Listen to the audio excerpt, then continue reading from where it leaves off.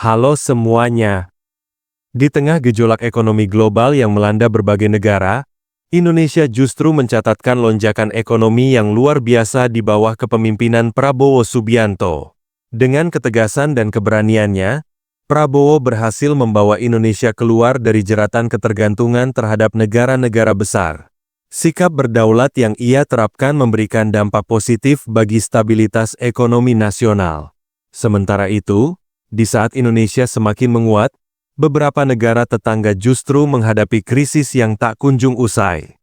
Dari krisis pangan, inflasi yang tak terkendali, hingga ketidakstabilan ekonomi yang membuat banyak negara ASEAN kelimpungan. Tak dapat disangkal, kebijakan ekonomi Prabowo telah mengubah peta kekuatan di kawasan Asia Tenggara. Namun sebelum melanjutkan, bagi Anda yang mencari alat-alat menarik, sudah saya sertakan link di bawah ini agar bisa dicek out. Dalam beberapa tahun terakhir, perekonomian Asia Tenggara mengalami perlambatan yang cukup signifikan. Thailand, misalnya, kini menghadapi tekanan besar akibat sanksi ekonomi dari Amerika Serikat. Negeri Gajah Putih masuk dalam daftar hitam perdagangan setelah diduga mengekspor barang elektronik berteknologi tinggi ke Rusia, termasuk mikrochip dan komponen militer. Akibatnya, berbagai sektor industri di Thailand terancam lumpuh. Di sisi lain, Malaysia dan Filipina menghadapi krisis pangan yang semakin mengkhawatirkan. Malaysia mengalami kelangkaan beras yang menyebabkan harga komoditas ini melambung tinggi. Fenomena panik buying pun terjadi di berbagai daerah, memicu keresahan di kalangan masyarakat. Pemerintah Malaysia berusaha mengendalikan situasi, tetapi hingga kini belum ada solusi konkret yang bisa diterapkan. Sementara itu, kondisi di Filipina tak kalah parah. Negara yang dikenal sebagai lumbung padi Asia Tenggara ini justru menetapkan status darurat ketahanan pangan sejak awal Februari 2025. Penyebab utamanya adalah inflasi beras yang mencapai 24%, angka tertinggi dalam 15 tahun terakhir. Rakyat Filipina pun terpaksa menghadapi lonjakan harga pangan yang semakin sulit dijangkau oleh masyarakat menengah ke bawah. Krisis ini berdampak langsung pada daya beli masyarakat serta meningkatkan angka kemiskinan di negara tersebut. Para analis ekonomi menyebut bahwa krisis ini bisa berlangsung lebih lama jika pemerintah Filipina tidak segera menemukan solusi yang tepat. Hal ini tentu berbanding terbalik dengan Indonesia, yang justru semakin stabil di bawah kepemimpinan Prabowo. Di Singapura, situasi ekonomi juga tak kalah mengkhawatirkan. Meskipun tingkat inflasi di negara tersebut turun ke level 1,2%, terendah sejak 2021, harga kebutuhan pokok di negeri Singa justru diprediksi akan terus meningkat. Perdana Menteri Singapura, Lawrence Wong, bahkan memperingatkan rakyatnya bahwa mereka harus siap menghadapi realitas harga baru yang lebih tinggi. Tak hanya itu, Singapura juga menghadapi ancaman lain yang lebih serius, yaitu krisis kelahiran.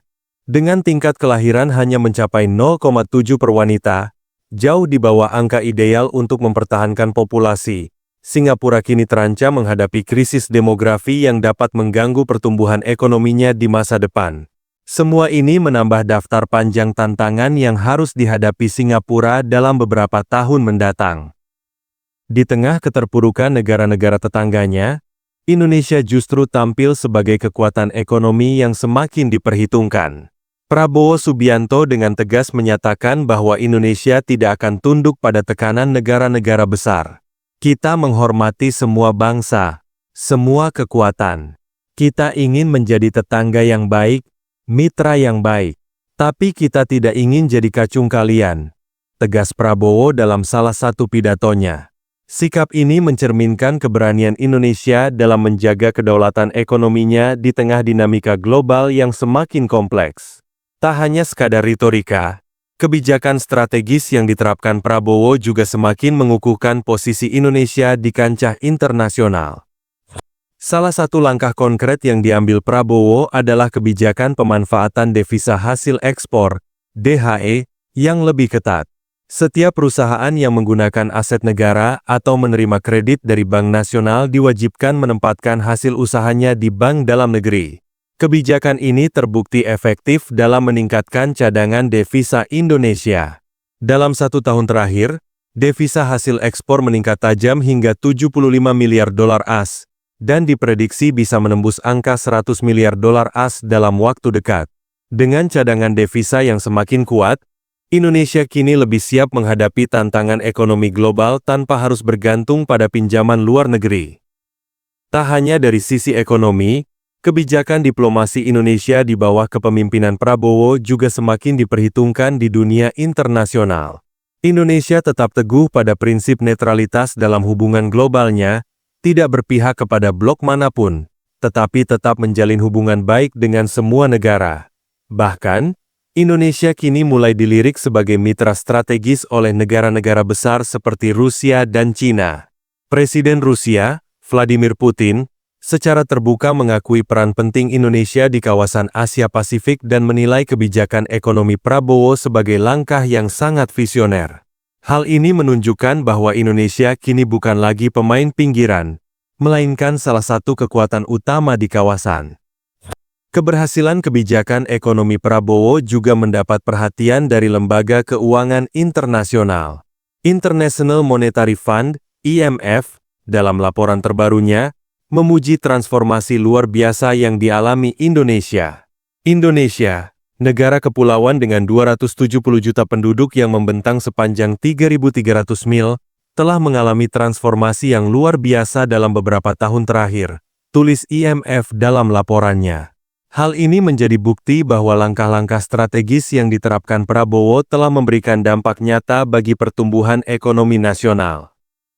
Di sektor industri, Indonesia kini juga semakin unggul dibandingkan negara-negara ASEAN lainnya.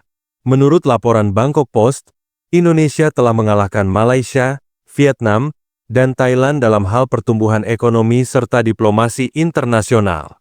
Bahkan, Indonesia menjadi negara ASEAN pertama yang bergabung sebagai anggota penuh BRICS, sebuah aliansi ekonomi yang beranggotakan Brasil, Rusia, India, Cina, dan Afrika Selatan.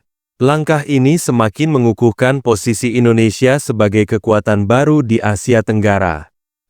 Tak hanya itu, Jepang juga mengakui dominasi Indonesia di kawasan ini. Salah satu media Jepang melaporkan bahwa kunjungan Perdana Menteri Jepang ke Malaysia dan Indonesia menunjukkan bahwa Indonesia kini menjadi poros utama ASEAN. Bahkan, Kanada pun akhirnya berhasil menjalin kerjasama perdagangan bebas dengan Indonesia setelah bertahun-tahun melakukan negosiasi. Keberhasilan Indonesia dalam mempertahankan stabilitas ekonomi di tengah krisis global adalah bukti nyata dari kepemimpinan Prabowo yang kuat dan visioner. Sementara negara-negara ASEAN lainnya seperti Thailand, Malaysia, dan Filipina masih berjuang menghadapi perlambatan ekonomi, Indonesia justru semakin berkembang pesat.